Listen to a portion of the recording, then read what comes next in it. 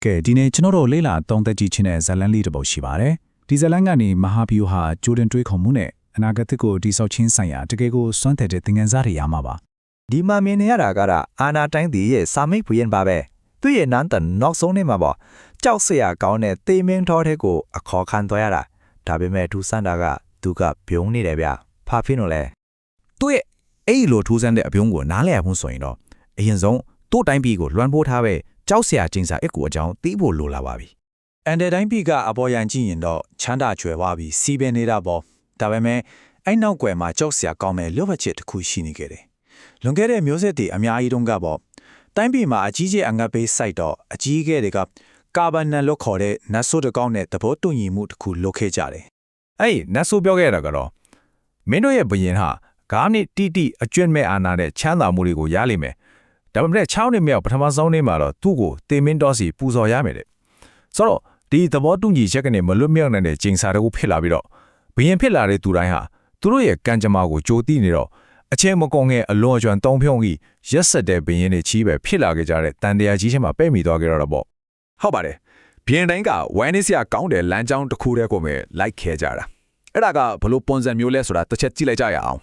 ်ဘရင်တစ်ပါးရဲ့တက်တန်းက9နှစ်ပဲဆိုတော့ပထမနှစ်မှာနန်းတက်ပွဲလို့စီစဉ်နေတဲ့ဂျင်မှုကြတယ်ဒုတိယနှစ်ကနေ17ထနှစ်အထိကြတော့ဖြီသူတွေကိုဖိနှိပ်ဥစာရဏတွေကိုအငမ်းမရဆူဆောင်ကြတယ်ပန်စမနှစ်နောက်ဆုံးနှစ်ရောက်ရင်တော့အဆုံးစုံထိအလွန်ကြံထုံးဖြုံကြပြီး6နှစ်မြောက်ပထမဆုံးနေ့မှာတော့တေမင်းတော်တွေကိုအပုတ်ခံရတော့တာပဲဒီလိုရက်ဆက်တဲ့9နှစ်တာထန်တရားကတိုင်းပြည်တစ်ခုလုံးကိုကြောင်ရွံမှုတွေနာကျင်မှုတွေနဲ့ပဲတိဆောက်ထားသလိုဖြစ်နေကြတယ်အဲ့ဒီအချိန်မှာပဲဘယ်သူမှမထင်ထားတဲ့ဘရင်အစ်စ်တစ်ပါးပေါ်ပေါက်လာခဲ့တယ်သူကတော့စင်ရဲပြမိစာပေဘ ഹു တုတကျွဲဝါတဲ့စာမီလို့ခေါ်တဲ့လူငယ်လေးတစ်ယောက်ပါပဲသူ့အရင်ဘရင်တွေနဲ့လုံးဝမတူတာကတော့စာမိမှာရှုဝတ်အစီအစဉ်တစ်ခုရှိနေကြတာပါပဲအဲ့ဒီအစီအစဉ်ကိုသူကတင်းနေချင်းစီတဆင်ချင်းစီအကောင့်ထဲပေါ်သွားခဲ့တယ်ကဲအဲ့တော့သူ့ရဲ့ပထမဆုံးနေ့မှာမလုပ်ခဲ့တယ်လဲဆိုတာကြည့်လိုက်အောင်ဒီချက်ကတကယ်ကိုအံ့ဩစရာကောင်းပြီးအရင်ဘရင်တွေနဲ့လုံးဝကိုကွဲထွန်နေခဲ့ပါတယ်သူကနန်းတော်ထဲမှာပျော်ပွဲစားတွေလုံးမဲ့အစားရိုးရိုးရှင်းရှင်းပဲနေခဲ့ပြီးတနေ့လုံးလုံးကိုတိုင်းပြည်ရဲ့ဗနာရေးအခြေအနေရှိတဲ့တန်စားသားတွေပြဿနာတွေကိုလိလာသုံးသပ်ခဲ့တယ်။ပြောရရင်တိုင်းပြည်ရဲ့ဂိမ်းကနန်းတွေအခြေအနေမှန်ကိုရှင်းရှင်းလင်းလင်းသိအောင်အရင်လွတ်ခဲ့တာပေါ့။ပထမနှစ်ကတော့အခြေအနေကိုသုံးသပ်တဲ့နှစ်ပေါ့။အဲ့တော့တကယ်ကိုစိတ်ဝင်စားစရာကောင်းတဲ့လူရှားမှုကသူ့ရဲ့ဒုတိယနှစ်မှာဆက်လာတာပါ။ဆမ်မီကနေတိုင်းလူအုပ်စုတေးသေးလေးကိုတိုင်းပြည်တွေကနေတိတ်တဆိတ်ထွက်သွားခိုင်းခဲ့တယ်အစားပိုင်းမှာတော့ဒါကဘာမှမဟုတ်ဘူးလို့ထင်ရပေမယ့်တနည်းပြည့်တဲ့အချိန်မှာတော့လူပေါင်း900ကျော်လောက်တိုင်းပြည်ကနေထွက်သွားခဲ့ပြီးဖြစ်နေပါပြီလူတွေကိုတိတ်တဆိတ်ဆေးလွတ်ပြီးတဲ့နားမှာတော့ထွေးအစီအစဉ်ကပို့ပြီးအရှိန်ရလာပါတယ်တတိယနှစ်နဲ့စတုထနှစ်မှာသူဘာတွေဆက်လုပ်ခဲ့လဲဆိုတာကြည့်ကြရအောင်သူကဒီကအားဖြင့်စနစ်တွေတိဆောက်တာကိုအာယုံစိုက်ခဲ့တယ်ပထမဆုံးအနေနဲ့လက်သမားတွေဆလိုရေးသမားတွေကိရိယာတန်းစာပါလာလို့တဲ့သူတွေကိုကျွမ်းကျင်လုပ်သားတွေမွေးထုတ်ပေးနိုင်ဖို့လေ့ကျင့်ရေးစခန်းတွေတည်ထောင်ခဲ့တယ်ပြီးတော့အဲ့ဒီကျွမ်းကျင်လုပ်သားတွေကိုကြောက်စရာကောင်းတဲ့တင်မင်းတော်တွေကိုလွတ်ပြီးအဲ့ဒီတော်ကိုရှင်းလင်းခိုင်းတယ်ပြီးတော့ကိုယ့်ဘာသာကိုရက်တည်နိုင်တဲ့အတိုင်ဝင်းတစ်ခုကိုလျှို့ဝှက်စွာတိဆောက်ခိုင်းခဲ့တယ်အဲ့ဒီတော့မှတော့အဲ့ဒီတိုင်ဝင်းတစ်ကနဲ့ကွန်ပစ္စည်းတွေဝယ်ပြီးအန်တာမှာပြောင်းရောင်းတဲ့စီးပွားရေးစနစ်တစ်ခုကိုပါဖန်တီးခဲ့တာပါဆိုလိုတာကတင်မင်းတော်ဆိုတာကြီးကိုထုတ်လုပ်မှုတွေဘွားတစ်တွေနဲ့ပြည့်နေတဲ့နေရာတစ်ခုအဖြစ်တိတိစိပြောင်းလဲပေးထည့်တာပါပဲကဲအခုဆိုရင်တော့သူ့ရဲ့ကန်ဂျမာကိုဆုံးဖြတ်ပေးမယ်နောက်ဆုံးတဲ့ဘန်ဂျမာနစ်ကိုရောက်လာပါပြီဒီအချိန်မှာပြည်သူတွေကသူ့ကိုအယမ်းချစ်ခင်နေကြပြီဒါကြောင့်စာမေကသူတို့ကိုစစ်မှန်နဲ့လွတ်မြောက်မှုအတွက်သူ့နောက်ကိုတော်ထဲလိုက်ခဲကြဖို့ဖိတ်ခေါ်ခဲ့တယ်ဒါပေမဲ့လူအများစုကသူ့တိတ်တိတ်ဆိတ်လုပ်နေတဲ့အရာတွေကိုနားမလည်ကြတော့ဒီဖိတ်ခေါ်မှုကိုလက်မခံခဲ့ကြပါဘူးနောက်ဆုံးတော့သူ့အချိန်စစ်တဲ့အခါမှာစာမီကဒေါ်ရဲကိုယုံကြည်မှုပြည့်နဲ့ရှောက်လွှမ်းသွားခဲ့တယ်သူ့နောက်ကိုလိုက်ရတဲ့သူကတော့အာဂျုံလို့ခေါ်တဲ့လူငယ်လေးတယောက်ပဲရှိခဲ့ပါတယ်။အဲ့ဒီမှာတင်အမှန်တရားကပေါ်လာလို့တာပါပဲ။ကျင်းစားတဲ့မှာတော့အဲ့ဒီတော့ကတေမင်းတော်